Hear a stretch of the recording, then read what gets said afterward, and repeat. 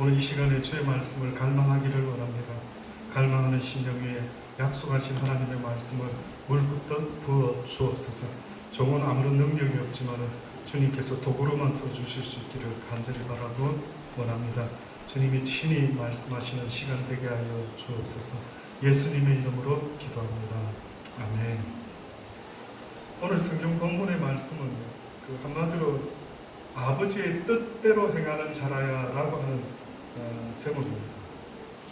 이 세상이 내 뜻대로 되어서는 안 된다라고 하나님 말씀합니다. 모든 세상의 주권자 되시는 분은 오직 하나님 한 분이지.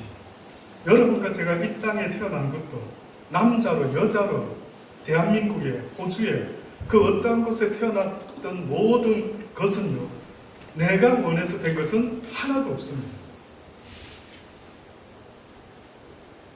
모든 것이 다 하나님의 뜻대로 시작되었고 모든 것이 다 하나님의 뜻대로 진행되다가 모든 것이 다 하나님의 뜻대로 세상은 끝나게 될 것이라는 것을 분명히 말씀하고 있습니다. 오늘 본문에는 어떠한 비유로 이 하나님의 뜻을 말씀하고 있느냐 하면 거짓 선지자들을 삼가하라라고 먼저 권면의 말씀을 주고 있습니다. 세상에는 진짜가 있고 거짓된 것이 있다라고 말씀하고 있습니다. 많은 사람들이 거짓된 것을 피하기를 원하지만요, 사실은 무엇이 거짓되고 무엇이 진실되는지를 잘 구별하지 못하는 경향이 있습니다. 그런데 하나님은요, 어떤 사람이 거짓되고 어떤 사람이 거짓되지 않는 사람이 있다라고 말씀하는데 그 기준을 이렇게 말씀하고 있습니다. 어떤 이들은 양의 옷을 입고 너희들에게 나오나 속에는 노략질하는 이리가 있다. 그래서 무엇으로 그들을 구별할 수 있느냐면 그들의 외모나 그들의 말잘함으로 그 사람을 평가할 수 있는 것이 아니고 그의 열매로 그들을 알게 된다는 겁니다. 여기서 말하는 그 열매라고 하는 것은요, 겉으로 드러나 보이는 열매를 말하는 것이 아니라 우리의 속사람의 열매를 이야기합니다. 하나님의 말씀을 씨앗으로 비유하는데 이 말씀을 성경에 보니까 어떻게 비유를 했느냐면요, 하나님의 씨앗은 동일한데 그 씨앗이 떨어지는 장소는 다르다라고 이야기합니다. 볼륨을 조금만 더 올려줘 보시면 어떻게 다른가 보니까요, 어떤 씨앗은 길가에 떨어지고 어떤 씨앗은 가시덤불에 떨어지고 어떤 씨앗은 돌짝바위에 떨어지고 어떤 씨앗은 옥토에 떨어진다라고 그렇게 이야기를 하고 있죠. 그런데 돌짝밭이나 길가밭이나 가시밭, 넝굴 안에 떨어졌던 씨앗들은 하나같이 좋은 결과를 맺지 못한다라고 말씀하고 있고요.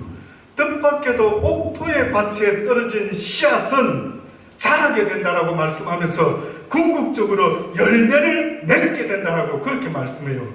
다시 말하면 무슨 이야기냐면은 저와 여러분은 인격과 인품이라는 것이요, 악한 사단에게 재짓고 난 이후로부터 완전히 지배를 당하고 있기 때문에 어떤 인간도 하나님 앞에서 어떤 인격과 인품이 괜찮다라고 의인이라 칭할 만한 자는 이 세상에 아무도 없다는 겁니다. 착각하지 마십시오.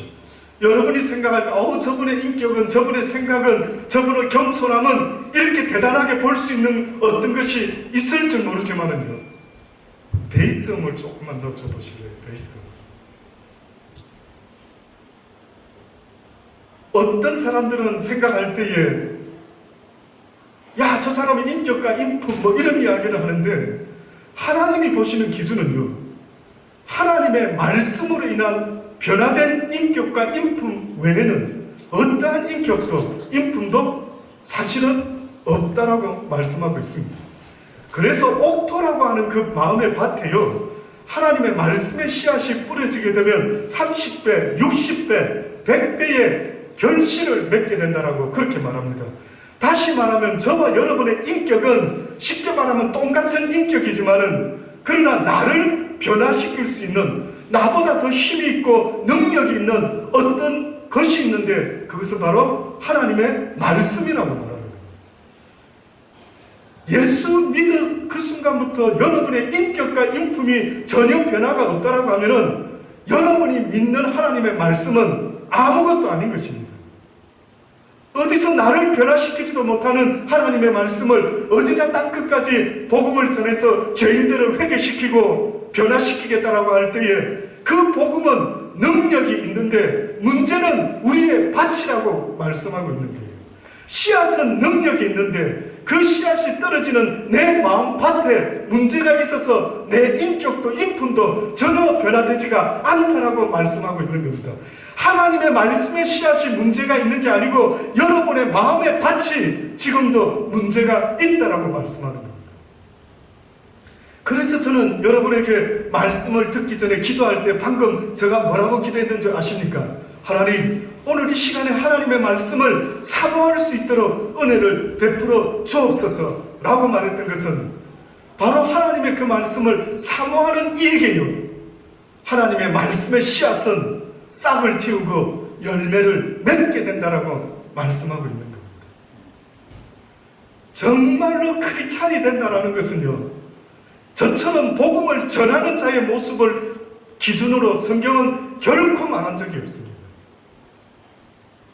전하는 자의 모습이 아니라 오히려 하나님의 말씀을 갈망하고 기다마 듣고 그 말씀대로 어떻게 하면 지켜 행하며 살아갈 수 있을까를 늘 애를 쓰는 그 사람이 크리스찬의 사람이지, 결코 복음을 전하는 자의 모습을 보고 그가 크리스찬이라고 성경은 말하고 있지 않는 것입니다.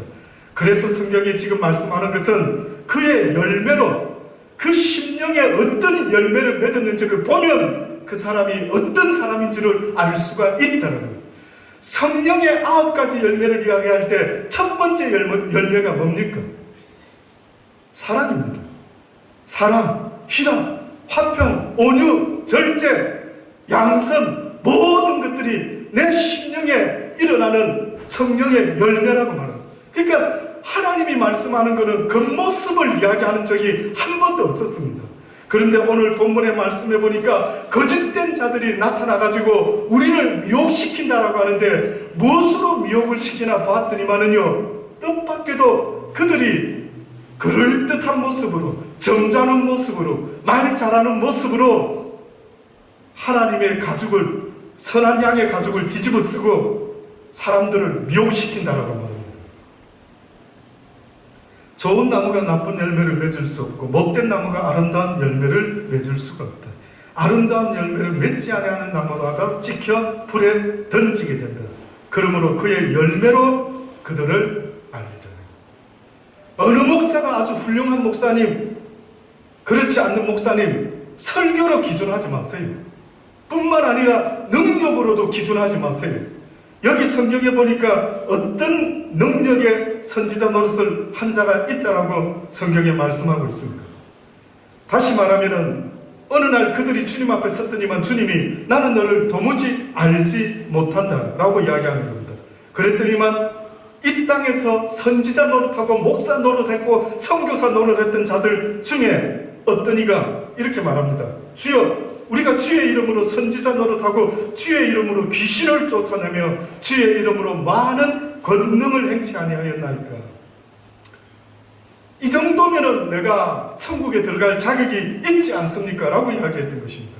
그랬더니만 주님께서 뭐라 이야기합니까? 나는 너를 도무지 알지 못한다. 오히려 불법을 행하는 자들아 내게서 떠나가라. 다만 하늘에 계신 내 아버지의 뜻대로 행하는 자라야 하나님의 나라에 들어오게 될 것이다. 여러분, 이 땅을 조금 살아보셔서 대부분 감 잡죠. 살면 살수록요, 점점 더 저와 여러분의 육신의 삶은 후패해져 가는 것을 느끼게 됩니다. 이건 진리입니다. 살아보면 살아볼수록 이 세상이 더 살만한 가치가 있다라고 생각하는 분이 있다면 저는 그 사람은 젊은 청년이나 아니면 별 고생 없이 그저 세상이 재밌는 사람이 있다면 그럴 수 있겠죠. 그런데 결혼해서 살아보면은요, 이 땅에 소망이 없음을 저는 분명히 보게 됩니다. 많은 과학자들도 말합니다. 빨리 지구를 떠나서 화성에다가 목성에다가 새로운 거주지를 만들어내야 되겠다라고 그렇게 애를 쓰고 지금도 탐사를 하고 있지 않습니까? 그들은 왜 그렇게 생각하는지 아십니까? 이 지구는 조만간에 멸망할 것을 그들은 과학적인 데이터를 가지고 미리 보고 있는 겁니다. 소망이 없다는 겁니다. 엘니뇨 무슨 현상, 지구의 기후 변화와 지진과 앞으로 곧 해성 충돌과 온갖 인간들이 만들어낸 쓰레기 더미와 고래들이 죽어가지고요, 갑자기 바닷가에 내려왔을 때 과학자들이 이상하다, 왜 고래들이 저렇게 자꾸 죽을까? 혹시 아십니까? 왜 죽었는지. 그 고래의 배를 잘라가지고 안을 들여다보니까요, 뜻밖에도 고래 뱃속에 플라스틱 용기들이 들어가 앉아 있는 겁니다. 그게 식도를 막아가지고요, 고래들이 그렇게 죽었던 것을 과학자들이 요즘 이야기를 하고 있습니다. 태풍이 오고 한번 파도가 몰아치면은요, 어디서부터 시작된 쓰레기 더미가 각 나라마다 밀려져 들어오는데요,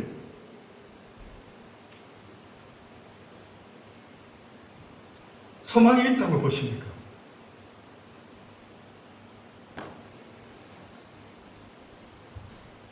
어떤 이들은 그들의 돈을, 권력을 가지고요, 온 땅의 사람들로 하여금 노예를 만들고 싶다는 노예. 이 돈을 가지고 모두가 종노릇하는 노예를 만들고 싶다. 그래서 어느 순간에요, 머리 좋은 자들은 은행의 융자와 모든 것들을 통해서 사람들로 하여금요, 아주 목숨 걸고 융자를 갚아가며 살아가는 종으로 만들어 놨다라고, 그렇게까지 어떤 분들은 경고를 하고 있더라고요.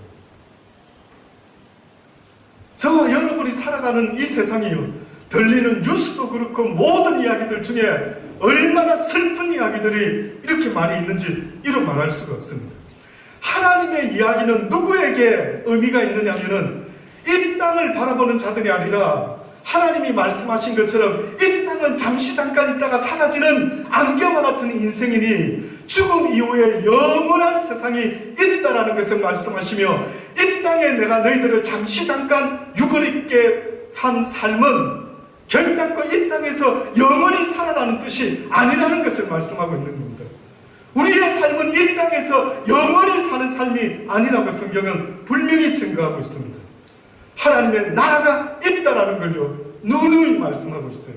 그래서 육은 죽으면 흙으로 가지만 우리의 영은 죽으면 죽지 아니하고 하나님의 나라에 가든지 그렇지 않으면 음부에 떨어지게 된다라고 말씀하지 않습니까? 성경에 부자와 거지 나사로 이야기가 있습니다. 어느 날 두 사람이 살다가 똑같이 죽었는데 뜻밖에도 거지는 아브라함의 품에 안기고 부자는 음부에 떨어졌어요. 그 원인을 성경에는 써놓지 않았습니다. 근데 제가 정황상 보니까요, 어떤 이유로 그들이 죽고 나서 그렇게 차이가 났을까 보았더니, 부자는 굳이 잘못한 게 있다면 자기 집 대문 앞에서 굶어 죽어가는 거지를 돌아보지 못했던 것. 거지 나사로가 굳이 하나님의 나라에 아브라함의 품에 안길 수 있었던 것은 굶어 죽을지언정 부자의 집 대문을 담을 넘지 않았다는 것. 그런데 성경에 보니까요, 음부에 떨어진 부자가요, 아브라함과 거지 나사로를 이렇게 보면서 대화하는 장면이 나옵니다. 뭐라고 이야기하는지 아십니까? 부자가 불 가운데, 고통 가운데 목말라 하면서요, 아브라함이여, 아브라함이여, 이곳이 너무나 뜨겁고 목이 마르니 나에게 물 한 방울만 좀 찍어서 달라라고 하소연을 하죠. 그랬더니만 아브라함이 뭐라고 이야기합니까? 너도 올 수 없지만 나도 갈 수가 없다라고. 어떤 도움도 줄 수가 없다라고. Too late. 와, 인생 그냥 살다가 가면 되는 줄 알았는데, 인생 그냥 살다가 죽으면 다 비슷할 줄 알았어요. 근데 이 부자는요, 죽어보니까 뒤늦게 깨달음을 얻었던 것입니다. 와, 이런 세상이 있었구나. 나는 저 세상이 단 줄 알았는데 이 세상에 이런 영원한 형벌과 영원한 복된 세상이 있음을 그때야 압니다. 그래서 안 된다 하니까 뭐라고 부자가 부탁하는 줄 아십니까?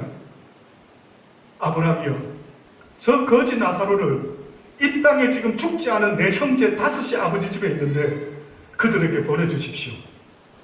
그래서 그들로 하여금 회개케 만들어주시고 그들이 이곳으로 오지 않도록 도와주옵소서. 이렇게 부탁을 합니다. 그랬더니만 아브라함의 대답이 뭔지 아십니까?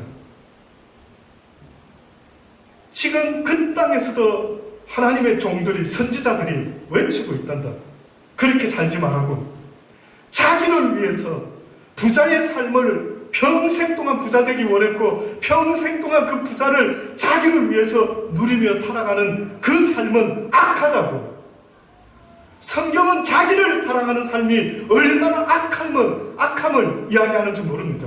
노아 시대 때 사람들이 죽었다라고 하는데 그들의 삶이 경건치 않았다라고 말하면서 그들의 마음의 생각과 계획하는 모든 것들이 어렸을 때부터 심히 악하다라고 말하죠.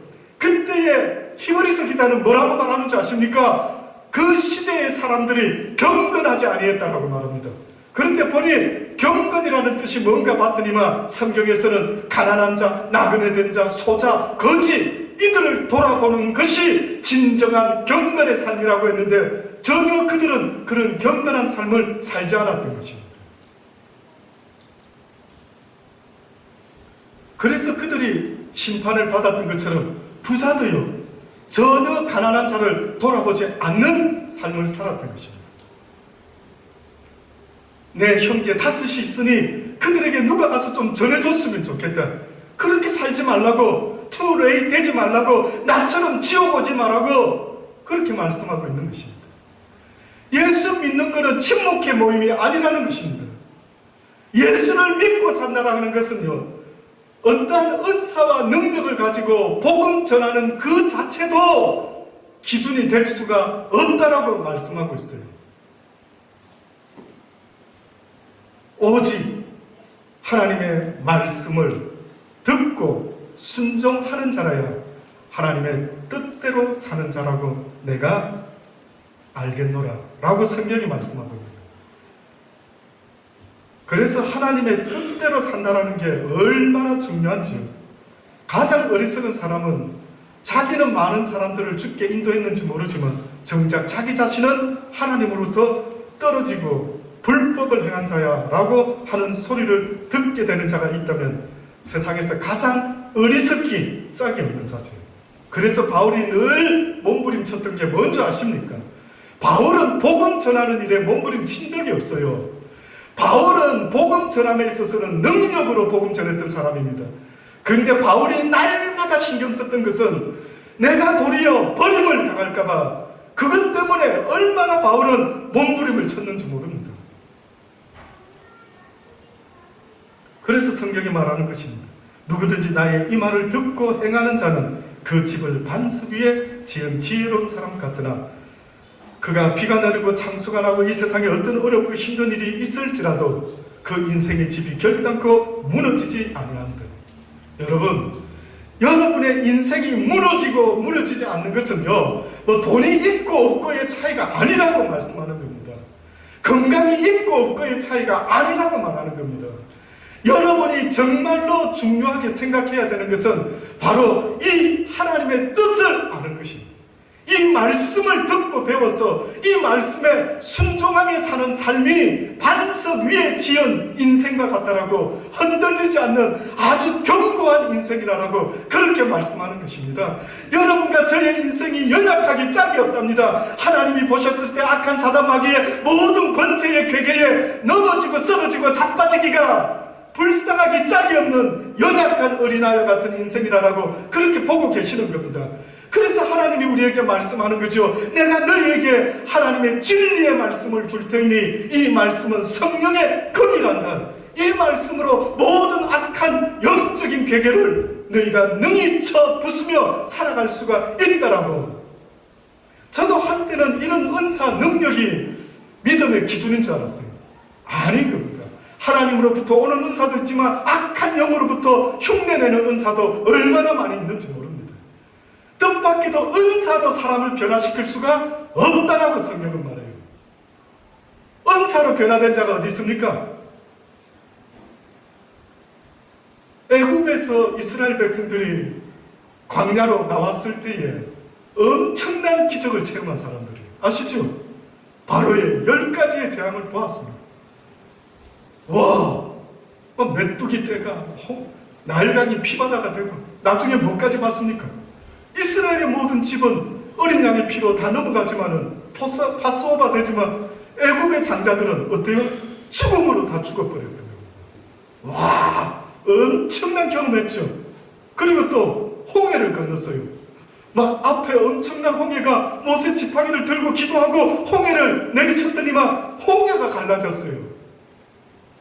여러분 인생에 홍해가 갈라진 경험했으면 하나님 배반할까요? 평생 믿을 수 있을까요? 물론 평생 믿을 것 같습니다 라고 하지만 여러분의 육신을 여러분이 잘 모르고 있어요. 믿을 수가 없게끔 되어 있어요. 저도 오랫동안 고민을 했습니다. 저도 하나님 앞에 능력 은사 주세요. 그러고 막 달란트 교회 사람들 구름대같이 몰려들면 와 막 구원받는 영혼이 막 늘어나고, 무엇으로 네가 구원받게 할 수 있다라고 생각하느냐? 기적과 능력 아니라. 그랬던 이스라엘 백성들이 하나도 못 들어가고 여호수아와 갈렙을 제외한 모든 이가 광야에서 죽어버리고 말았습니다. 어느 날 예수님도 이 땅에 오셔가지고요, 오병이어라는 엄청난 기적을 행하셨죠.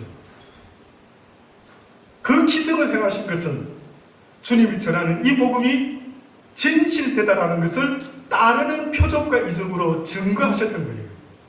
그랬더니만 사람들이 그 따르는 표적과 이적을 보고는 막 예수님을 쫓아다니기 시작하는데, 보니까 성경에 뭐라고 증거합니까? 그들이 예수를 쫓는 것은 무엇 때문이라고요? 먹고 배부르기 때문에. 도무지 변화가 일어나지 않는 거예요. 저는 처음에는 몰랐습니다. 왜 하나님이 나에게 막 신유의 은사, 막 죽은 자 살리는 능력이 나타나면 막 엄청난 능력, 그 결과로 수많은 사람이 몰려들면 그들에게 막 복음을 전하면 쏙쏙쏙쏙 그들에게 복음이 전파될 걸로 믿어 의심 줄 알았는데, 뜻밖에도 너에게 만약에 그런 능력을 주었다면 네가 하루라도 편히 살 수 있을 것 같으냐? 지붕을 뚫고라도 누군가가 죽은 시체를 들고 와서 이용호 목사 누구는 살리고 누구는 살리지 않느냐, 살려내라고. 너는 오직 나의 복음만 전해라 하시는 거예요.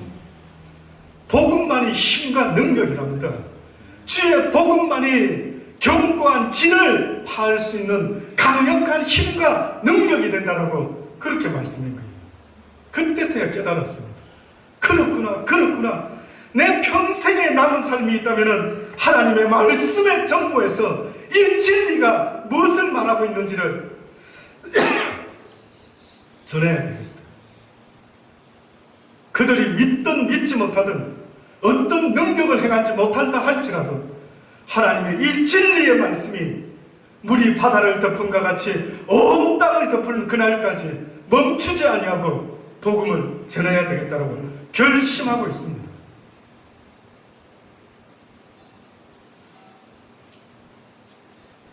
하나님의 뜻을 알지 못하면, 다시 말하면 신학교를 들어갈까요 말까요?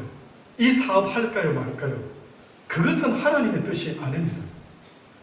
성경에서 하나님의 뜻 이야기할 때에 하나님은 이렇게 해라 저렇게 해라, 이 직업이 좋다 저 직업은 안 좋다 라고 말씀한 적이 한 번도 없습니다. 근데 성경에는 이런 이야기가 있죠. 하나님의 뜻대로 하나님의 뜻을 쫓아 하나님의 사도된 나 바울은, 나 요한은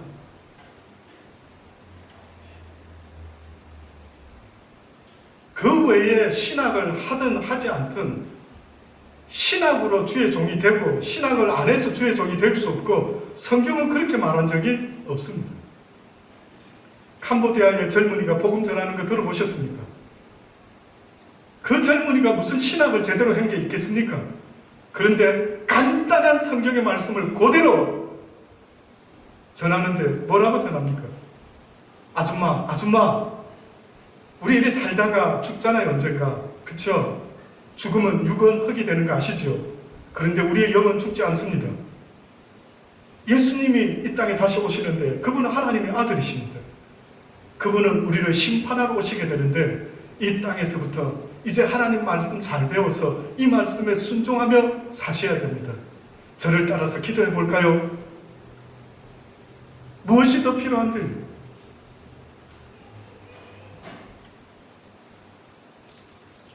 뜻밖에도 하나님의 뜻은 그런 것이 아닙니다. 로마서 12장 2절로 보면 너희는 이 세대를 본받지 말고 오직 마음을 새롭게 함으로 변화를 받아 하나님의 선하시고 기뻐하시고 온전하신 뜻이 무엇인지 분별하도록 하라고 하나님은 말씀하지. 어느 날 예수님이 복음을 전하고 있는데 누군가가 와서 예수님께 이야기합니다. 예수님 문 밖에 예수님의 모친과 형제들이 자매들이 있습니다. 뭐 그렇게 이야기한 모양이죠. 그때 예수님이 갑자기 뭐라고 말씀하냐? 누가 내 모친이요? 누가 내 형제며? 여기 있는 이들이라. 누구든지 하늘에 계신 내 아버지의 뜻대로 하는 자가 곧 내 모친이요, 내 형제요, 내 자매라고. 기독교인은 혈육관계로 맺어지는 관계가 아닙니다. 바로 이 예수 그리스도의 말씀처럼 하늘에 계신 하나님의 뜻대로 행하는 그들이 바로 내 형제요, 내 모친이요. 근데 지금도 교회를 다니는 이들이 내 형제요, 내 모친이 아닌 것입니다. 성경은 하나님의 뜻을 구체적으로 몇 가지로 표현하는데 한 가지만 말씀드릴게요. 나중에 올 시간에 다시 말씀드리기를 원합니다. 성경에는 하나님의 뜻이라고 하면서요, 몇 가지 말씀하는 게 있습니다. 베드로전서 4장 12절의 말씀에 보면은 2절로부터 이런 말씀이 있죠. 사랑하는 자들아, 사랑하는 달란트 교회 성도들아, 너희를 시련하려고 오는 불시험을 이상한 일 당하는 것 같이 이상히 여기지 말라. 오직 너희가 그리스도의 고난에 참여하는 것으로 즐거워하라. 이는 그의 영광을 나타내실 때에 너희로 즐거워하고 기뻐하게 하려 함이라. 이 땅에서 예수를 믿고 사는 너희들에게 혹시 불시험이 오는 것을 이상하게 여기지 마라. 이것은 나중에 너희의 즐거움과 기쁨을 어떻게 보면 하나님이 영광으로 나타나실 때 충만케 하려 함이다. 이해되십니까? 언젠가 말씀드렸죠. 지난 수요일입니까? 어느 임금이 하도 진수성찬을 많이 먹다 보니까요, 도무지 입에 맛있는 음식이 없는 겁니다. 그래서 그가 광고를 합니다. 누가 맛있는 음식 만들어서 내 입을 만족해 하면은 내가 그에게 상을 내리리라. 온 나라의 사람들이, 음식 좀 한다라는 사람들이 음식을 만들어 가지고요, 그 왕에게 가지고 왔습니다. 모두가 다 실패됐는데 어떤 사람 하나가 음식을 들고 와서 한다라는 말이 뭐라고 말합니까? 왕이시여, 내 음식은 3일 동안 이때까지 먹은 음식을 잊어먹도록 금식하셔야 됩니다. 그러고 나서 내 음식을 드시면 내 음식의 진가를 맛볼 수 있습니다. 누가 이런 제의를 했던 것입니다. 왕은 일단 그렇다니 좋다, 보자. 네가 그래도 내가 맛없으면 너 혼날 줄 알아라 하고 아마 먹었겠죠. 3일 굶고 그걸 먹었더니만 맛이 어떻겠습니까? 어마어마하게 좋았던 것입니다. 근데 뜻밖에도 하나님은요, 예수 믿고 나면은 만사형통의 삶이 아니라 예수를 믿어도 불시험이 오는 것이 있을 수가 있다라고 말씀하는 겁니다. 그 불시험 당하는 것을 이상히 여기지 마라. 왜냐하면 그것이 바로 그리스도의 고난에 참여하는 것이기 때문에 즐거워하라. 그 고난이 나중에 하나님의 영광으로 나타나게 될 때에 너희로 하여금 즐거움과 기쁨이 갑절이 되게 할 것이다. 오히려 이 땅에서 그리스도의 이름으로 욕을 받은 자는 그 나라에서는 더 복되게 될 것이다. 너희 중에 누구든지 살인이나 도적이나 악행이나 남의 일을 간섭하는 자로 고난을 받지 말아라. 제발 이 땅에 잘못된 일로 고난받는 자가 되지 말고 그리스도의 선한 일을 위하여 오히려 고난당하는 자가 되라. 만일 그리스도인으로 고난을 받았은 적 부끄러워하지 말고 도리어 그 이름으로 하나님께 영광을 돌리라. 하나님 집에서 심판 시작할 때가 되었나니 만일 우리에게 먼저 하면 하나님의 복음을 순종치 아니했던 그들의 마지막이 어떠한 결과가 있게 되겠느냐. 또 의인이 겨우 구원을 얻으면 경건치 아니한 자와 죄인이 어디 있으리요. 그러므로 하나님의 뜻대로 고난을 받는 자들은 또한 선을 행하는 가운데 그 영혼을 미쁘신 조물주께 부탁할지어다. 하나님의 뜻대로 무엇을 당할 수 있다고요? 고난을 당할 수가 있다라고 이야기를 합니다. 그러니 분명히 나는 잘못한 게 없는데, 분명히 말씀에 비춰봤을 때 이건 너무 억울한 것 같은데, 애매히 하나님의 사람들은 고난을 받게 되어 있다. 이 고난이 누구의 뜻이라고요? 하나님의 뜻이다. 놀랍죠? 하나님의 뜻은 그저 좋은 것, 선한 것, 복된 것, 그런 것만 있는 줄 알았는데, 뜻밖에도 하나님의 뜻은요, 우리에게 이러한 고난이 있게 된다는 거예요. 아무리 내 육신의 자식을 통해서, 아무리 내 사랑하는 아내와 남편을 통해서 어떤 식의 고난이 나에게 있게 된다 할지라도요, 내 자신을 먼저 돌아보고 내가 하나님 앞에서 잘못한 것이 없다라고 한다면은 하나님을 바라보며 내 영혼을 조물주께 부탁하는 것, 이것이 바로 하나님이 기뻐하는 것이라고 말씀하고 있는 것입니다. 다 같이 기도하십니다. 좋으신 아버지 하나님, 그렇습니다. 하나님의 뜻대로 행하는 자라요, 내 모친이요, 내 형제요, 내 자매라고 말씀하셨는데, 아직도 수많은 사람들이 교회를 다니는 일이, 목사의 신분이, 장로와 권사의 신분이 우리 하나님의 나라에 가는 기준인 줄 알고 교회에 대한 열심으로 오히려 하나님을 망치고 있지는 않습니까? 아버지여, 다시 한번 우리에게 큰 깨달음의 은혜를 더하여 주옵소서. 그래야 날마다 나를 돌아보게 하시고 내가 날마다 하나님의 뜻에 순종하며 살아가고 있는지를 볼 수 있는 은혜를 더하여 주옵소서. 예수님의 이름으로 기도드리옵나이다. 아멘.